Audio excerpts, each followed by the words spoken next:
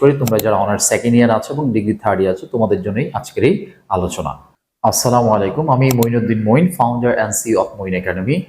আমি আলোচনা করছি আর্টিকেল নিয়ে, যা সবচেয়ে গুরুত্বপূর্ণ একটি পার্ট পরীক্ষায় ভালো মার্কস পাওয়ার জন্য।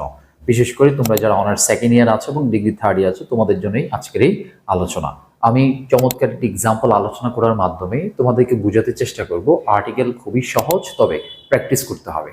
আর্টিকেল জানার আগে আমাদের সর্বপ্রথম যে বিষয়টা জানা খুব ইম্পর্টেন্ট, সেটা হচ্ছে নাউন জানাটা খুব ইম্পর্টেন্ট। তার পরবর্তীতে আমাদের অর্থ বুঝতে হবে, আর আর্টিকেলের রুলসগুলোকে অর্থ, নাউন এবং রুলস সবগুলো বিষয়কে একসাথে কম্বিনেশন করেই কিন্তু একটা আর্টিকেলের ভালো ফলাফল করার সম্ভাবনা আছে।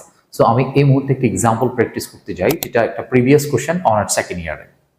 সো নিশ্চয়ই তোমরা যারা দেখছো এই মুহূর্তে খুব ক্লিয়ারলি দেখতে পাচ্ছ। আমি একটু পড়ে শোনাতে চাই তোমাদেরকে। প্রথমে, সংসদ ভবন of Bangladesh is situated at Sherebangla Nagar. এখন এই যে কথাটা এখানে বললো সংসদ ভবনের কথা, দেখো খেয়াল করে দেখো, এই সংসদ ভবন বাংলাদেশে কয়টি আছে? একটি। যেহেতু বাংলাদেশের সংসদ ভবন আছে একটি, সেক্ষেত্রে আমাদের আর্টিকেল ব্যবহার করতে হবে। যেহেতু এটা নির্দিষ্ট করে বোঝায়, তাহলে আমাদের দি ব্যবহার করতে হবে। আর্টিকেল কি ব্যবহার করতে হবে? দি। আমরা জানি পৃথিবীতে আছে একটি মাত্র বিষয়, একটি মাত্র জিনিস, তার পূর্বে কি বসে? আর্টিকেল দি বসে। যেমন সূর্য, চন্দ্র, ঠিক আছে? বাংলাদেশ সংসদ ভবন কয়টি? একটি। সো দ্য সংসদ ভবন of Bangladesh it is situated at Sher-e-Bangla নগর।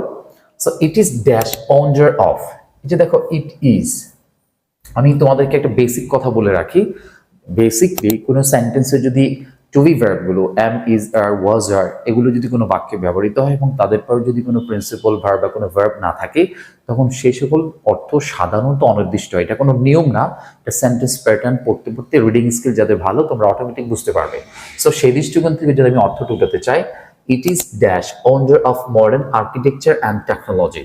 তার মানে হচ্ছে, খেয়াল করে দেখো, it is a wonder of modern architecture, আধুনিক স্থপতি এবং আধুনিক প্রযুক্তির একটি আশ্চর্যকর আবিষ্কার। It is a wonder of invention যদি হতো সেটা আরো অনেক ভালো থাকতো। যেহেতু প্রশ্ন এইভাবে ছিল, সেভাবে আমি আলোচনা করলাম। তার পরবর্তীতে খেয়াল করো, ইট ইজ ওয়ান অফ ড্যাশ। এই যে লার্জেস্ট, এই লার্জেস্ট শব্দটা হচ্ছে সুপারলেটিভ ডিগ্রি। সুপারলেটিভ ডিগ্রি চেনার সহজ উপায় হচ্ছে, আমরা জানি যে অ্যাডজেক্টিভের পূর্বে যখন মোস্ট থাকে অথবা অ্যাডজেক্টিভের শেষে যখন এসটি অথবা ইএসটি থাকে, তখন সেই শব্দটা হচ্ছে সুপারলেটিভ ডিগ্রি। তো আমরা জানি যে সুপারলেটিভ ডিগ্রি পূর্বে কি বসে? দি বসে। সুপারলেটিভ ডিগ্রি পূর্বে দি বসে। নেক্সটে আছি আমরা, যে it is one of the largest. এই যে one of the, our largest the, হ্যাঁ।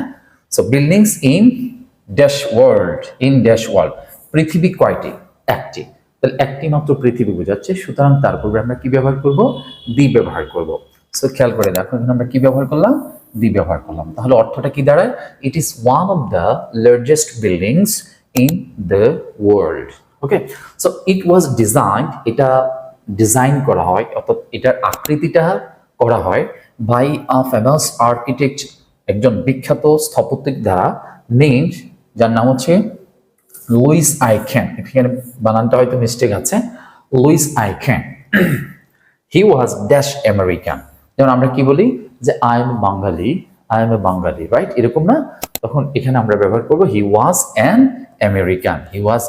আমেরিকান। তিনি কি ছিলেন? একজন আমেরিকান ছিলেন।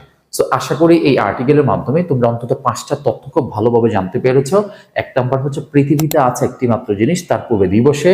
তার পরবর্তীতে যেটা জানেছো, যে কোনো সিম্পল সেন্টেন্সে সাধারণত যদি এম, ইজ, আর, ওয়াজ, আর যদি কোনো ভার্ব হিসেবে ব্যবহৃত হয়, তাদের পরে যদি অন্য কোনো ভার্ব না থাকে, তখন সেই সকল সেন্টেন্সের অর্থটা অনির্দিষ্ট করে বোঝায়। তারপরে যেটা জেনেছো, যে সুপারলেটিভ ডিগ্রি পূর্বে দি বসে। এই যে ওয়ার্ল্ড, এই পৃথিবী শব্দটার পূর্বে সবসময় দি বসবে। তারপর হচ্ছে কোনো দেশের নাগরিকত্ব বা কোনো কিছু যদি বোঝাতে যায়, সেভাবে আমি বাংলাদেশি, আমি পাকিস্তানি, আমি আমেরিকান, এরকম যদি বোঝায়, তখন আমরা এই অথবা অ্যান্ড ব্যবহার করি। বাউল সাউন্ড হলে অ্যান্ড ব্যবহার করবো, কনসোনেন্ট সাউন্ড হলে আমরা এ ব্যবহার করবো। যেহেতু এখন আমেরিকান দেখতে বাউল সাউন্ড আসছে, সেজন্য আমরা অ্যান্ড ব্যবহার করেছি। তো আশা করি তোমরা বুঝতে পেরেছ। যদি এই ভিডিওটি তোমাদের কাছে ভালো লাগে, নিশ্চয়ই লাইক, কমেন্ট, শেয়ার করে সবাইকে জানিয়ে দিবে। আমাদের ফেসবুক পেজ হচ্ছে মঈন একাডেমি, আমাদের ইউটিউব চ্যানেল হচ্ছে মঈন একাডেমি। সবাইকে মঈন একাডেমির পক্ষ থেকে অনেক অনেক শুভেচ্ছা জানিয়ে আলোচনা শেষ করছি। সবাই ভালো থাকবেন। আসসালামু আলাইকুম।